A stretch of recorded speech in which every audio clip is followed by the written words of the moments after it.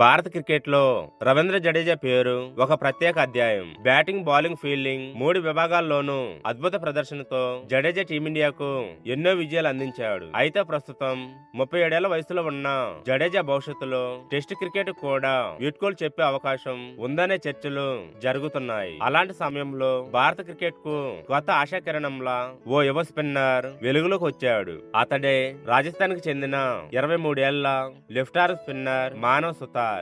వీడియోను చూసే ముందు చిన్న రిక్వెస్ట్ అండి, వీడియోను లైక్ చేసి మీ సపోర్ట్ ని తెలియజేయండి. మొదటిసారి మన ఛానల్ ను చూస్తున్నట్లయితే సబ్స్క్రైబ్ చేసుకుని పక్కనే ఉన్న బెల్ ఐకాన్ ని ఆన్ చేసుకోండి.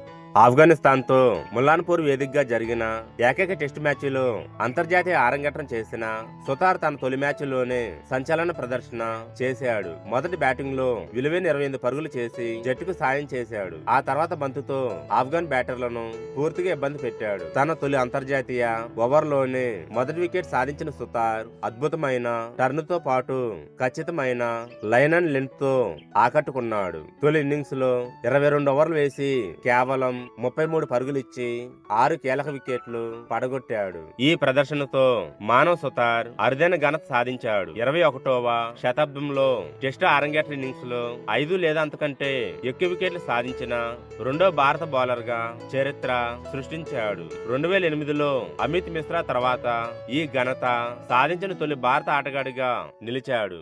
అంతేకాదు గత 38 ఏళ్లలో భారత టెస్ట్ అరంగేట్రాల్లో అత్యుత్తమ బౌలింగ్ గణాంకాలు నమోదు చేసిన రెండో బౌలర్ గా కూడా గుర్తింపు పొందాడు. ఈ జాబితాలు ఇప్పటికీ నరేంద్ర హిర్వాణి 8 వికెట్లతో అగ్రస్థానంలో ఉన్నాడు. మానవ్ సుతార్ ప్రదర్శన చూసిన తర్వాత చాలా మంది క్రికెట్ అభిమానులు, మాజీ క్రికెటర్లు అతన్ని రవీంద్ర జడేజా వారసుడిగా అభివర్ణించడం ప్రారంభించారు. అతడి బౌలింగ్ శైలి, క్రమశిక్షణ, ఆల్రౌండ్ సామర్థ్యం టీమిండియా భవిష్యత్తుకు మంచి సంకేతంగా కనిపిస్తుంది. మరి మీ అభిప్రాయం ఏమిటి? మానవ్ సుతార్ నిజంగానే రవీంద్ర జడేజా వారసుడు అవుతాడా?